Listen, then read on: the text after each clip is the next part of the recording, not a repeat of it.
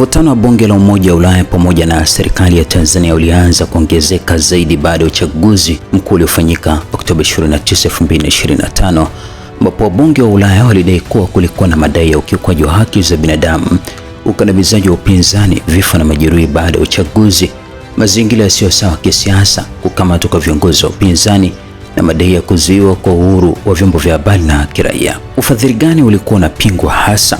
Kilichozua mjadala mkubwa ni mpango wa ufadhili wa takriban euro milioni 156, zaidi ya bilioni 450 kwa fedha za Kitanzania uliopangwa kupitia mpango wa maendeleo wa Umoja wa Ulaya nchini Tanzania.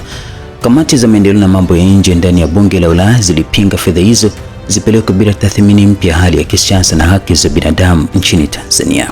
Katika hatua hii haikumaanisha kwamba misaada yote ilisimamishwa, uhusiano wote baina ya Umoja wa Ulaya na Tanzania ulivunjika au miradi yote ilisimamishwa. Badala yake ilikuwa ni shinikizo la kisiasa kwa Tume ya Ulaya kutafakari upya namna fedha hizo zinavyotolewa. Sababu kuu zilizotajwa na bunge la Ulaya ilikuwa ni haki za binadamu.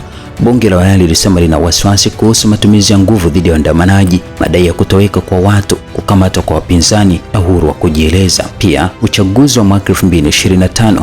Ripoti mbalimbali zilieleza malalamiko kuhusu uwazi wa uchaguzi, madai ya vurugu baada ya uchaguzi, ukosefu wa mazingira sawa ya kisiasa, kesi ya viongozi wa upinzani. Jina la Tundu Lissu lilitajwa mara nyingi katika maazimio hayo, huku wabunge wa Ulaya wakitaka haki za kisiasa na taratibu za kisheria zifuatwe. Serikali ya Tanzania ilijibuje kufuatia hatua hizi? Serikali ya Tanzania imekuwa ikiweka mkazo mambo kadhaa. Kwanza, Tanzania ni nchi huru na haiwezi kuamuliwa na mataifa ya nje. Masuala ya uchaguzi ni ya ndani. Baadhi ya taarifa zilizotolewa nje zinaelezwa kuwa zimepotoshwa. Ushirikiano wa maendeleo unapaswa kuheshimu mamlaka ya taifa. Mvutano unaendelea sasa 2026. Mpaka sasa hali bado haijafikiwa tamati. Kamati za bunge la Ulaya zimeendelea kuonyesha upinzani dhidi ya mipango mipya ya ufadhili na zimetaka Tume ya Ulaya kufanya tathmini zaidi. Na pia kulikuwa na mvutano kuhusu ziara za haki za binadamu na mawasiliano ya kidiplomasia. Kwa lugha ya kidiplomasia, hii ni hali ya conditional cooperation, ushirikiano unaoendelea, lakini masharti ya kisiasa na haki za binadamu yanapewa uzito zaidi.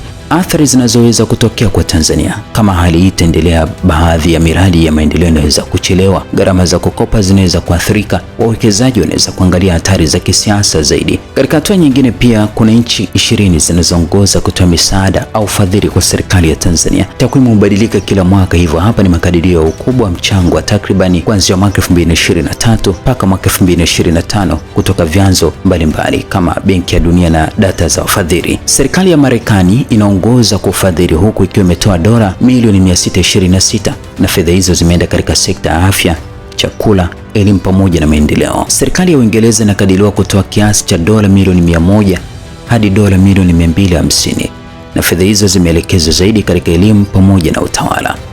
Ujerumani inakadiriwa pia kutoa kiasi cha dola milioni 100 hadi dola milioni 120 na fedha hizo zimeelekezwa zaidi katika sekta ya nishati pamoja na mazingira.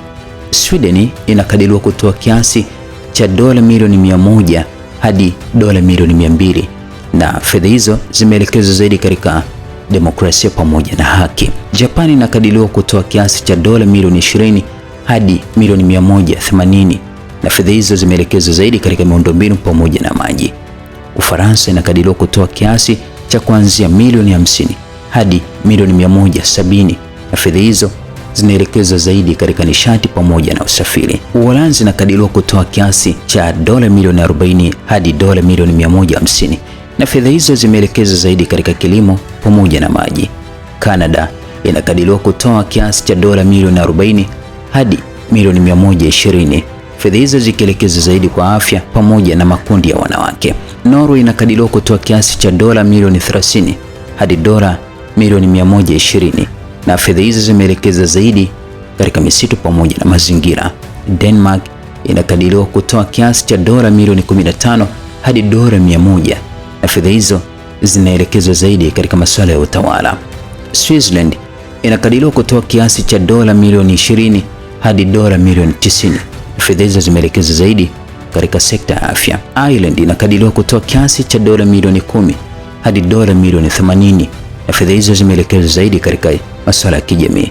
Ubelgiji inakadiriwa kutoa kiasi cha dola milioni 10 hadi dola milioni 60. Fedha hizo zimeelekezwa zaidi katika kilimo. Finland inakadiriwa kutoa kiasi cha dola milioni 10 hadi milioni 60. Fedha hizo zinakadiriwa kupelekwa kwenye misitu. Korea Kusini inakadiriwa kutoa kiasi cha dola milioni 10 hadi dola milioni 50. Fedha hizo zikielekezwa zaidi katika teknolojia. China, India, Turkey, Italy, Australia ni miongoni pia mwa nchi ambazo zinakadiriwa kutoa fedha hizo. Baadhi ya fedha kubwa zaidi Tanzania inapokea kupitia taasisi badala ya nchi moja kwa moja, hasa ambapo kwa makadirio Benki ya Dunia kwa mwaka 2023 imetoa zaidi ya dola bilioni 1.2. Pia kuna Benki ya Maendeleo ya Afrika, Africa Development Bank, International Monetary Fund pamoja na Umoja wa Ulaya. Kwa mtazamo wa sera za maendeleo, mgogoro huu si wa fedha pekee, ni mgogoro wa kisiasa, diplomasia, haki za binadamu na uaminifu wa taasisi. Tanzania bado ina washirika wengi wa maendeleo, lakini mvutano wa Umoja wa Ulaya unaweza kubadilisha namna fedha zinavyoingia, kutoka msaada wa moja kwa moja kwenda miradi maalum au kupitia asasi zisizo za kiserikali.